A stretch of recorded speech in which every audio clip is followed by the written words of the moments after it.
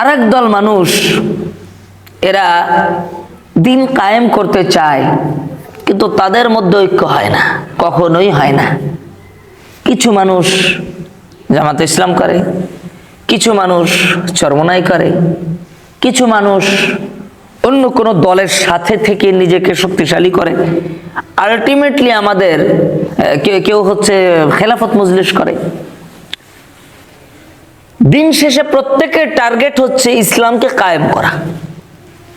মুখে প্রত্যেকেই বলে যে আমরা ইসলামকে কায়েম করতে চাই, দিনকে কায়েম করতে চাই। আমরা পৃথিবীতে ওই রকম ইসলাম আনতে চাই যে রকম ইসলাম ওমর রাদিয়াল্লাহু তাআলা আনহু জামানায় ছিল, রাসূলের জামানায় ছিল, সাহাবীদের জামানায় ছিল, খোলাফায়ে রাশিদিনের জামানায় ছিল। ওই রকম ইসলাম আমরা আনতে চাই।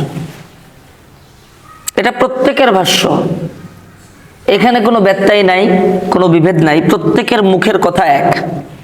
কিন্তু বাহ্যিক কোনো কারণে, বাহ্যিক ছোটখাটো কোনো কারণে বা ছোট কোনো কারণকে অজুহাত দেখায় এনাদের মধ্যে ঐক্য হয় না। একজন চাইলে আরেকজন চায় না, আরেকজন চাইলে আরেকজন চায় না, এবং এইভাবে পৃথক হতে হতে হতে হতে মোটামুটি এখন আমাদের শত্রু আর কাফেররা নাই, আমাদের শত্রু আর বাহিরের শক্তি নাই, আমাদের শত্রু আমরা নিজেরাই। এই পরিস্থিতিতে বর্তমানে আছে। কেন হয় না? এই জন্য হয় না, দুইটা কারণে হয় না। একটা হচ্ছে ইগোকে ওর ছেড়ে আসতে চায় না। প্রত্যেকে বলে যে হ্যাঁ ঐক্য হবে, কিন্তু আমার ছাতার নিচে আসতে হবে। মানে ঐক্য আমরা চাই, কিন্তু আমার ছাতার নিচে আসতে হবে। মানে নেতৃত্ব আমার, মানে সালিশ মালি তালগাছ আমার। সালিশ যখন মানবেন, তালগাছ যদি আপনারই থাকে, তাহলে ঐক্য হবে? হবে না। দ্বিতীয়ত, এদের উপর তো ডাইরেক্ট কোনো অস্ত্র তাক করা নাই। কারণ এই যে ফর্মুলার মধ্যে আছে, এই ফর্মুলা হচ্ছে আমেরিকান ফর্মুলা, জায়নিজম ফর্মুলা, গণতান্ত্রিক ফর্মুলা। আর গণতন্ত্রের নিয়মই হচ্ছে ডিভাইড অ্যান্ড রুল। ডিভাইড করো, পৃথক করো, ভাগে ভাগে বিভক্ত করো, এর একটা কান পড়া দাও, ওরেও কান পড়া দাও, দিয়ে এদের দুইজনের বিরুদ্ধে যুদ্ধ বাধাই দাও। এখন বর্তমান সময় পর্যন্ত বাস্তবিক অর্থে গণতান্ত্রিক পদ্ধতিতে কোনো জায়গায় ইসলাম কায়েম হয় নাই।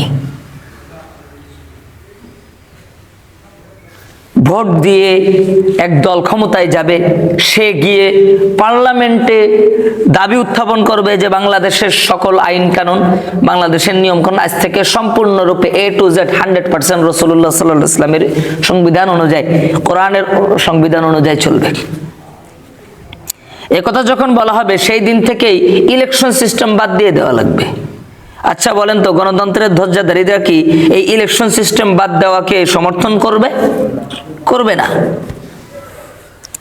ইতিহাসে প্রেসিডেন্ট মুরসি তো একবার ক্ষমতায় গিয়েছিলেন, উনি দিন কায়েমের কথা বলেছিলেন, সামরিক কু করিয়ে ওনাকে ক্ষমতা থেকে সরাই দিয়ে ফাঁসির কাস্টে ঝুলানো হয়েছে।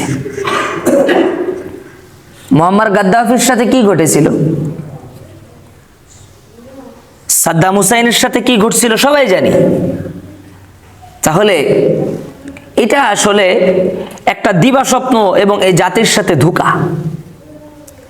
বাংলাদেশের বর্তমান আপামর মুসলিম জনতা যারা দ্বীনকে ভালোবাসে, তাদের সাথে এই কথা বলা হচ্ছে, তাদেরকে ধোঁকা দেওয়া, যে আমাদেরকে ভোট দাও, আমরা ক্ষমতায় গিয়ে ইসলামকে প্রতিষ্ঠা করব।